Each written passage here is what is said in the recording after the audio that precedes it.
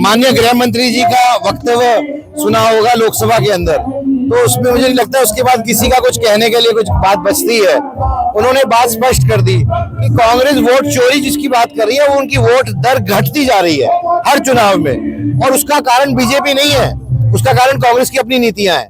तो अगर वहां वोट कम होने को वोट चोरी कह रहे तो हम उसको क्या कह सकते हैं। सर, आपने पिछले दिनों देश के प्रधानमंत्री और गृह मंत्री से बातचीत की, प्रदेश की राजनीति से जुड़ी हुई प्रदेश। देखिए, मेरी माननीय प्रधानमंत्री जी से एक औपचारिक भेंट हुई और शिष्टाचारिक भेंट हुई। मेरे को सौभाग्यपूर्ण कि मुझे उनसे बात करने का मौका मिला और उनका सानिध्य मिला, और माननीय गृह मंत्री जी से का भी सानिध्य मिला और उनसे बात करने का सौभाग्य मिला।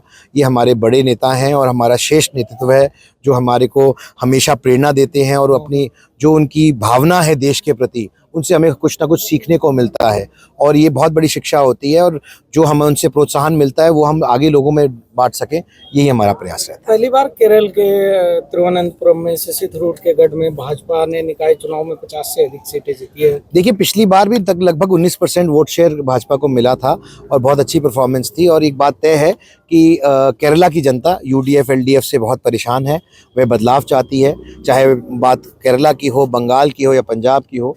मैं आप बताना चाहता हूं कि देश की जनता उत्सुक है माननीय नरेंद्र मोदी जी के नेतृत्व के अंदर भारतीय जनता पार्टी की सरकार बनाने को, और विभिन्न अलग अलग पार्टियों के अंदर, ताकि वहां पर भी वैसे विकास की गंगा बह सके और वैसी प्रगति हो सके जैसी बाकी प्रदेशों में हो रही है डबल इंजन की सरकार के चलते। अम्बाला का एयरपोर्ट एक बहुत ही महत्वपूर्ण मील का पत्थर है अम्बाला के इतिहास के अंदर, और ये उसका मानिए अब सरकार की भावना देखिए। माननीय मनोहर लाल जी का धन्यवाद करना चाहता हूँ, उनके कार्यकाल में ये बात इसकी शुरुआत हुई थी।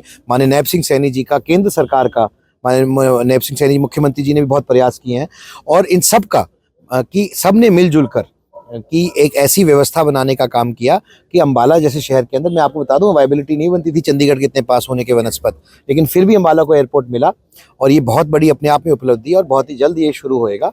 और इसके अंदर जो भी फ्लाइट्स हैं, मैं भी इस विषय के अंदर को लेकर इसी हफ्ते civil aviation minister Ram Mohan Naidu से मिलने जा रहा हूँ, और उम्मीद करते हैं बहुत जल्दी आपको बहुत अच्छी खुशखबरी मिलेगी। मैं तो अपने घर आया हूँ, और घर में आके जैसे मुझे प्यार और आशीर्वाद मिलता है वैसे ही आप लोगों ने दिया है।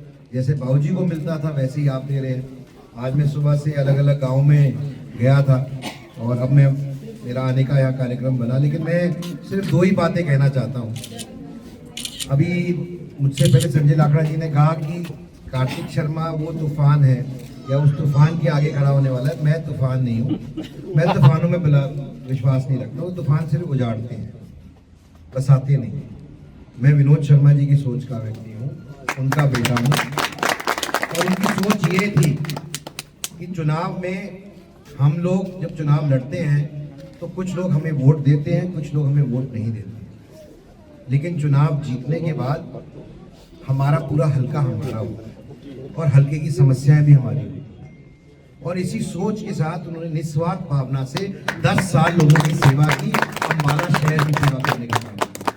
मैं भी आपको ये कहना चाहता हूँ कि बिना किसी हीन भावना के, बिना किसी बदले की भावना के, हमें अपने लोगों के प्रति संवेदनशील होना चाहिए और उनके लिए काम करना चाहिए। ये उनकी शिक्षा है, और उसी शिक्षा को मैं आगे बढ़ाऊंगा, ताकि अम्बाला वासी हमारे परिवार का हिस्सा है, और हम उनके लिए तत्पर काम कैसे कर सकते हैं, यही शिक्षा को आगे बढ़ाने का काम। भाई कार्तिकेय शर्मा जिंदाबाद, भाई कार्तिकेय शर्मा जिंदाबाद। और मैं बस इतना ही कहना चाहता हूँ कि जिस तरीके से जो सोच माननीय प्रधानमंत्री जी की है, जिस सोच के तहत उन्होंने एक भारत के अंदर एक नया इतिहास रचने का काम किया है, जब वो 3री बार प्रधानमंत्री बने, अभी हाल में बिहार में एक बहुत ही ज्वलंत विजय भारतीय जनता पार्टी ने पाई है, तो बस उसका सोच का एक ही मतलब है कि मकसद है कि पंक्ति में खड़े आखिरी व्यक्ति का, यानी कि जो सबसे कमजोर, सबसे गरीब और सबसे जरूरतमंद व्यक्ति है, उसकी चिंता सबसे पहले करनी है।